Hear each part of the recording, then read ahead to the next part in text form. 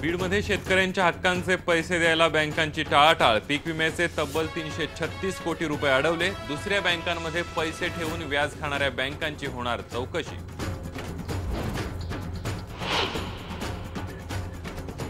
उस्मानाबादमध्ये भर पावसाळ्यात पाण्याची टंचाई। जिल्ह्यात सुरू झाले तब्बल 170 टँकर। जून महिना पूर्ण कोरडा गेल्यानंतर जुलै महिन्यामध्येही पावसानं मारली दडी। पालघरमध्येही पावसानं मारली दांडी। भात शेतीचं मोठं नुकसान। सोसायट्यांकडून घेतलेलं कर्ज माफ करण्याची शेतकऱ्यांची मागणी।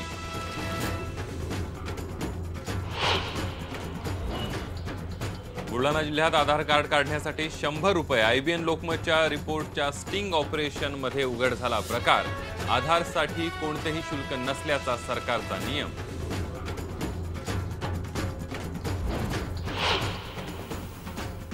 माऊलींची पालखी वाल्हेमध्ये दाखल। ग्राम प्रदक्षिणाही संपन्न।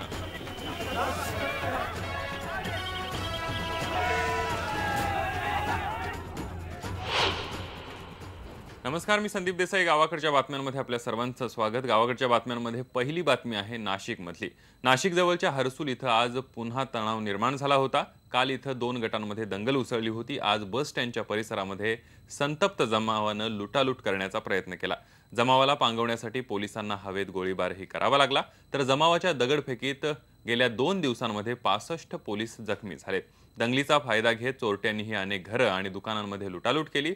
सर्व वरिष्ठ अधिकारी हर्सुलमध्ये दाखल झाले असून परिस्थिती आटोक्यात आणण्याचा प्रयत्न अधिकारी करतायत।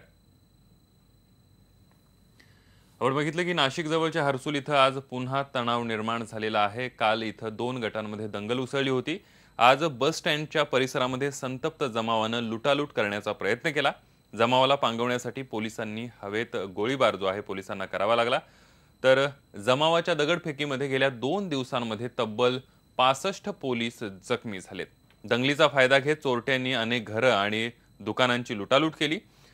जिल्ह्यातील सर्व वरिष्ठ पोलीस अधिकारी हर्सुलमध्ये दाखल झाले असून परिस्थिती आटोक्यात आणण्याचा प्रयत्न अधिकारी करतात।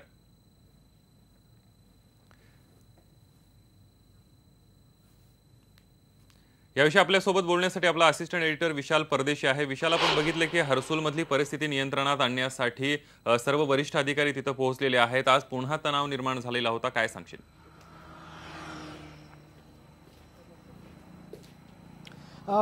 या सगळ्या गोष्टीची पार्श्वभूमी पहिले तर आपण जाणून घेतली पाहिजे। म्हणजे हर्सुल हे असं गाव आहे नाशिक जिल्ह्यातलं की जे अत्यंत शांत आणि निसर्गरम्य असं हे गाव आहे। म्हणजे डोंगरांमध्ये नटलेलं असं एक छोटंसं गाव आहे आणि या सगळ्या गावामधली अर्थव्यवस्था देखील व्यापाऱ्यांची छोटीशी अशी अर्थव्यवस्था आहे। 1 आठवड्यापूर्वी भगीरथ चौधरी नावाच्या एका तरुणाचा, ज्याचं वय 20 होतं, ज्याचा मृतदेह एका विहिरीमध्ये सापडला आणि त्यानंतर पोलिसांनी चौकशीला सुरुवात केली। त्याचं पोस्टमॉर्टम देखील करण्यात आलं। पण आता भगीरथ चौधरीच्या नातेवाईकांनी असा आरोप केला की जी पोलीस चौकशी होते ती व्यवस्थितरित्या होत नाहीये। ज्या पद्धतीने व्हायला हवी ती त्या पद्धतीने होत नाहीये आणि जो व्यक्ती यामध्ये दोषी आहे त्या व्यक्तीवरती त्वरित गुन्हा दाखल करण्यात येत नाही असा त्यांनी आरोप केलेला होता। आणि त्यानंतर या सगळ्या वादाला सुरुवात झाली। पोलीस व्यवस्थित वागत नाही असं म्हणण्यात येत होतं। पोस्टमॉर्टम रिपोर्ट देखील या ठिकाणी मॅनेज करण्यात आला असा आरोप करण्यात आला।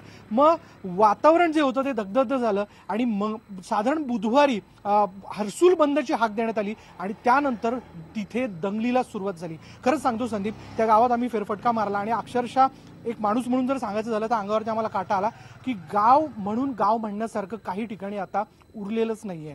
हे माझं घर होतं का? ते घर म्हणण्यासारखी तिथे परिस्थिती राहिलेली नाही आहे। अक्षरशः त्या घरांमध्ये घुसून लोकांनी लुटालूट केलेली आहे। दुकानांमध्ये घुसून काही या सगळ्या वातावरणाचा फायदा घेत चोरट्यांनी तिथे दुकानातलं बरंचसं सामान त्यांनी ते घेऊन गेलेले आहेत। आणि जेव्हा आम्ही गावामध्ये गेलो तर जर जे काही हाती लागेल ते घेऊन व्यापारी आपल्या ट्रॅक्टरमध्ये लादून आपल्या घरी ते सगळं घेऊन जात होते। काही ठिकाणी आम्ही त्या ठिकाणी गेलो तर लोकांच्या मनात भीती आहे, लोक घराच्या बाहेर पडत नाहीये किंवा काही लोक हे सगळं घडतंय म्हणून आपलं घर सोडून बाजूलाच असलेल्या जंगलामध्ये डोंगरावरती त्या ठिकाणी ती निघून गेलेली होती। आम्ही ज्यावेळेस दुरून डोंगरावरती बघितलं तर लोकांची गर्दी तिथे त्या ठिकाणी बसलेली आम्हाला दिसली। आता तिथे कलेक्टर पोहोचलेले आहेत। कलेक्टर ठाण मांडू देत, कारण एकीकडे सिंहस्थ कुंभमेळ्याची तयारी आपण बघत होतो, त्याची सगळी येणाऱ्या सगळ्या पाहुण्यांची त्यांना प्रोटोकॉल होते आणि त्या सगळ्या गर्दीमध्ये ही घटना घडली।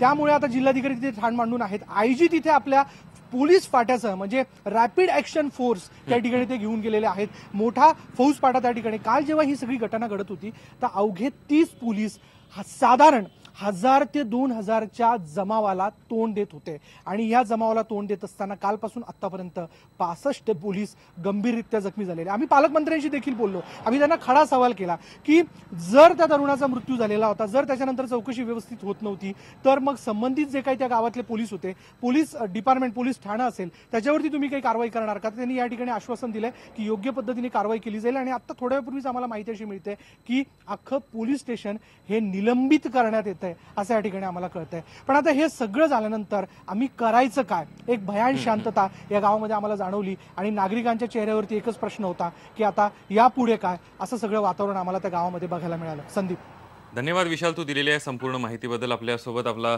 असिस्टंट एडिटर विशाल परदेशी होता आणि हर्सुलमधली परिस्थिती काय झाली, हे 2 गटांमध्ये दंगल का उसळली आणि सध्याची परिस्थिती काय आहे याबद्दल त्यानं इत्याभूत माहिती दिली. आता बघूया पावसाळी अधिवेशनासंबंधीच्या बातम्या.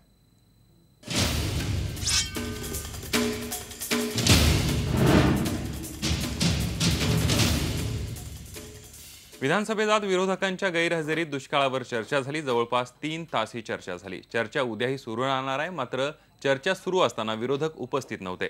शेतकऱ्यांच्या आत्महत्या थांबवण्यासाठी उपाय करा, नाहीतर जनता जाब विचारेल, असा इशारा शिवसेनेचे आमदार गुलाबराव पाटील यांनी दिला.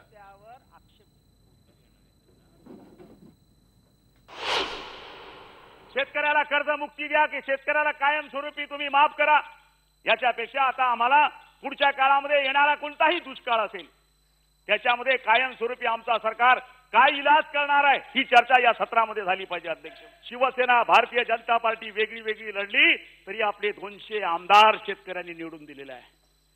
आणि जर पुन्हा आपल्याला 200 ते 250 व्हायचे असतील, मोदी साहेबांचं स्वप्न जर आपल्याला साकार करायचं असेल, तर आम्हाला पहिलं शेतकरी हा आमचा मूलभूत पाया आहे हे जनतेच्या समोर ठसवावं लागल. याचं कारण शेतकऱ्याच्या खिशात पैसा आला नाही तर बाजारपेठेमध्ये तुमच्या तेजी येऊ शकत नाही. त्याला कर्जमुक्ती पाहिजे, कर्जमाफी पाहिजे. त्याला कर्जमाफी कशासाठी पाहिजे अध्यक्ष महाराज? बँका डबघाईला आलेल्या आहेत. त्याला ग्रामीण भागामध्ये काही दिवसांनी फिरणं मुश्किल होणार आहे. आज इथून गायब झाले, काही दिवसांनी घरातून गायब होतील. आधीच दुष्काळानं होरपळणाऱ्या शेतकऱ्यांना कर्ज देण्यासाठी किंवा अन्य आर्थिक कामं करण्यासाठी बँका टाळाटाळ करत असल्याच्या अनेक ठिकाणाहून बातम्या येत आहेत. बीडमध्येही असाच प्रकार समोर आलाय. बीड जिल्ह्यात 6.5 लाख शेतकऱ्यांना 336 कोटींच्या पीक विम्याचे पैसे दिले जात नाहीयेत. इतकंच नाही तर हा पैसा इतर बँकांमध्ये ठेवून शेतकऱ्यांच्या पैशांवर व्याज खाण्याचा उद्योग काही बँकांनी सुरू केलाय. बीड जिल्ह्यात 2014 मध्ये या वर्षामध्ये 6.5 लाख शेतकऱ्यांनी 31 कोटी रुपये प्रीमियम भरून पिकांचा विमा काढला.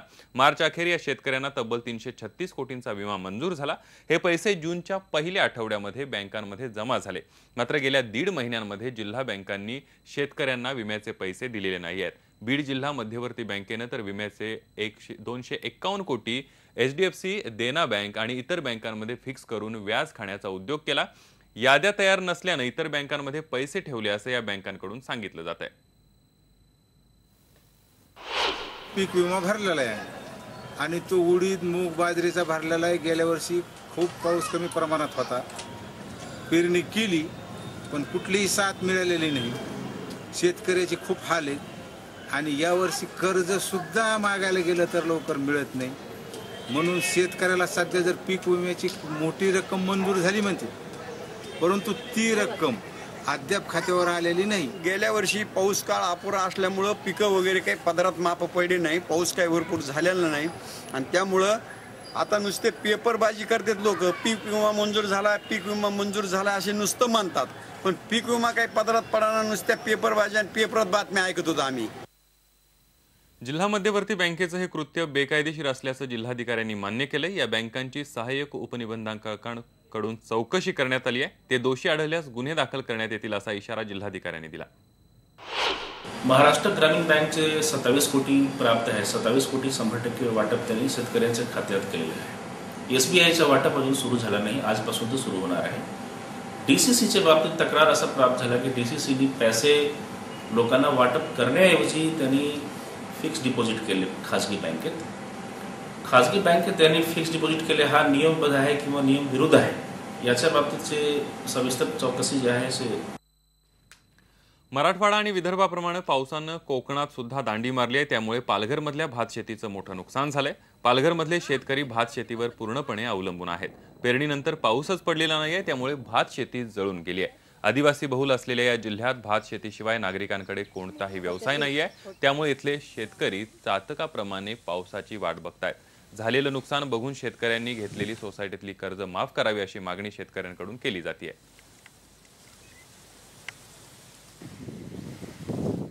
गावाकडच्या बातम्यांमध्ये एक छोटासा ब्रेक घेतोय. पहा फक्त IBN लोकमत.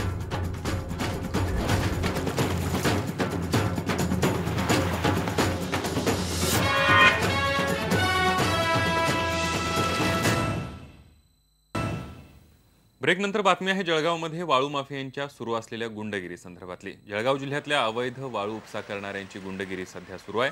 अवैध वाळू उपसा करणाऱ्यांविरुद्ध कारवाईसाठी गेलेल्या उपजिल्हाधिकाऱ्यांच्या गाडीवरच डंपर चालवण्याचा प्रयत्न झाला. उपजिल्हाधिकारी गुलाबराव खरात आणि पथक खेडी परिसरात नदीच्या पात्रामध्ये कारवाईसाठी गेले असताना एका डंपर चालकानं भरधाव वेगानं डंपर या पथकाच्या गाडीवर घालण्याचा प्रयत्न केला. यावेळीच सतर्क झालेल्या पथकानं गाडीतून उड्या घेतल्यानं हे पथक थोडक्यात बचावलं. त्यानंतर कारवाईत पथकानं तब्बल 15 गाड्या पकडल्या. या डंपर चालकाची गाडी देखील ताब्यात घेण्यात आली आहे. 8 दिवस सतत वाळू माफियांवर कडक कारवाई केली जाणार असल्याचं जिल्हाधिकारी रुबल अग्रवाल यांनी सांगितलं. खेडी शिवारामध्ये ज्यावेळी आम्ही धरणगाव हद्दीत घुसलो त्यावेळेस त्या ठिकाणी एक डंपर होता, तो भरलेला होता. साधारण आमच्यापासून तो 2-2.5 किलोमीटर अंतरावर होता. ज्यावेळी आम्ही तो डंपर पकडण्यासाठी पात्रात उतरलो त्यावेळेस त्याने आमच्या दिशेने जोरात तो म्हणजे डंपरमधली वाळू खाली गेली, त्याने मोकळा केला डंपर आणि जोरात तो आमच्या दिशेने निघाला. डिपार्टमेंटचे जो आमचे पथक आहे सगळे डिस्ट्रिक्ट लेवलचे तालुका लेवलचे ते सगळे काम करत आहे. त्यावेळेला ज्यावेळेला आमच्या मोठ्या प्रमाणावर कारवाई सुरू आहे, सकाळपासून 15 ते 20 व्हेकल आम्ही पकडले. तर त्याच्यानंतर असं ते आम्हाला ते बॅकफुटवर करण्यासाठी असं काहीतरी ते त्यांचा प्रयत्न होता. लेकिन माझ्या सर्व आमच्या अधिकाऱ्यांना सर्व आमच्या कर्मचाऱ्यांना इन्स्ट्रक्शन्स आहे की गव्हर्नमेंटचे जो रूल्स आहे त्याप्रमाणे आपल्याला स्ट्रिक्ट कारवाई करायची. आधार कार्ड काढण्यासाठी कुठलंही शुल्क आकारलं जात नाही, पण बुलढाणा जिल्ह्यातली परिस्थिती वेगळी आहे. आधार कार्ड काढण्यासाठी चक्क 100 रुपये मोजावे लागतात. पैसे घेऊन आधार कार्ड काढून मिळतंय. आधार कार्ड काढण्यासाठी गर्दी होते. याचाच फायदा घेत आधार कार्ड काढणाऱ्या नागरिकांची लूट सुरू आहे. चिखली तालुक्यात देखील 50 रुपये घेऊन आधार कार्ड काढून मिळत आहे. तर मेहकर तालुक्यातही आधार कार्डासाठी 100 रुपये आकारले जात आहेत. पैसे दिले नाही तर त्यांना चक्क धक्का मारून बाहेर काढण्यात येते. पण अधिकारी आणि प्रशासन याविरुद्ध कुठलीही कारवाई करताना दिसत नाहीये.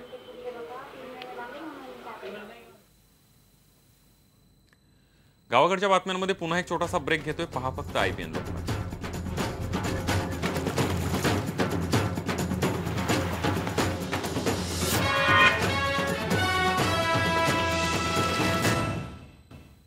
ब्रेकनंतर गावाकडच्या बातम्यांमध्ये एक ताजी बातमी येते आणि ती वारकऱ्यांसाठी आनंदाची बातमी आहे. यंदा विठ्ठलाचं मंदिर वारकऱ्यांसाठी लवकर उघडण्यात येणार आहे. एकादशीला भल्या पहाटे 2:10 हे मंदिर उघडणार आहे. दरवर्षी 5 वाजता मंदिर दर्शनासाठी खुलं होतं. आषाढीची नित्यपूजा आणि शासकीय पूजा सुद्धा एकत्रच होणार आहेत. सोलापूरचे जिल्हाधिकारी तुकाराम मुंडे यांनी हा निर्णय घेतला. याविषयी अधिक माहिती घेऊया. आपला रिपोर्टर सागर सुरवसे आपल्या सोबत आहे. सागर, वारकऱ्यांसाठी आनंदाची बातमी आहे, काय सांगशील? संदीप, दरवर्षी जी नित्यपूजा असायची, सुरुवातीला खाजगीवाल्यांची पूजा, त्यानंतर नित्यपूजा आणि त्यानंतर मुख्यमंत्र्यांची पूजा, असा जो कालावधी तिथं, त्यामुळे साधारण 2.5 ते 3 तास वारकऱ्यांना वारीमध्ये थांबावं लागायचं, दर्शनापासून वंचित राहावं लागायचं. मात्र जिल्हाधिकाऱ्यांनी यावर्षी एक नवा पायंडा घातलेला आहे. त्यामध्ये खाजगीवाले जे होते त्याच्यामध्ये बडवे, उत्पाद यांच्या ज्या पूजा असायच्या तर त्या पूजा आता कॅन्सल केल्या गेलेल्या आहेत. मंदिर समिती कायदा 1974 नुसार त्यांनी हा कायदा जो आहे तो अंमलात आणलेला आहे आणि त्यानुसार खाजगीवाल्यांच्या पूजा बंद केल्यात. याशिवाय मंदिराची जी नित्यपूजा असायची ती नित्यपूजा आणि मुख्यमंत्र्यांची पूजा ही एकाच वेळी होणार आहे. त्यामुळे झालं असं की 2.5 ते 3 तासाचा वेळ जो आहे तो वाचतो आहे आणि त्या दरम्यान जवळपास 70,000 भाविक जे आहेत ते त्या 3 तासामध्ये दर्शन घेऊ शकतात. त्यामुळे हा निश्चितच एक चांगला निर्णय असा जिल्हाधिकाऱ्यांनी घेतलेला आहे. धन्यवाद सागर, तू दिलेल्या या संपूर्ण माहितीबद्दल. आपण बघितलं की वारकऱ्यांसाठी अतिशय स्वागतार्ह आणि आनंदाचा असा प्रकारचा हा निर्णय आहे. वळूया पुढच्या बातमीकडे. नामे तारिले अपार महापापी दुराचारी वाल्ह्या कोळी ब्रह्महत्यारी नामे तारिला निर्धारी. सेना महाराजांचा हा अभंग वाल्मिकी ऋषींमध्ये रामनाम घेतल्यानं झालेल्या बदलाचं वर्णन करतो.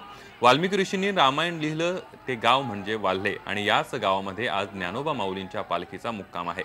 वाल्हे गावात पालखी पोहोचल्यावर गाव प्रदक्षिणा झाली. या प्रदक्षिणेबद्दल वारकरी आणि गावकऱ्यांमध्ये बरीच उत्सुकता असते. वाल्हेमध्ये माऊलींच्या पालखीच्या आगमनानं गावकऱ्यांमध्ये उत्साहाचं वातावरण होतं, तर वाल्हे गाव भक्तीमध्ये आणि टाळ मृदुंगाच्या गजरामध्ये दुमदुमून निघालं. माऊलींच्या पालखीच्या स्वागतासाठी संपूर्ण गावामध्ये गुढ्या उभारल्या जातात, तर घरासमोर रांगोळ्याही काढल्या जातात.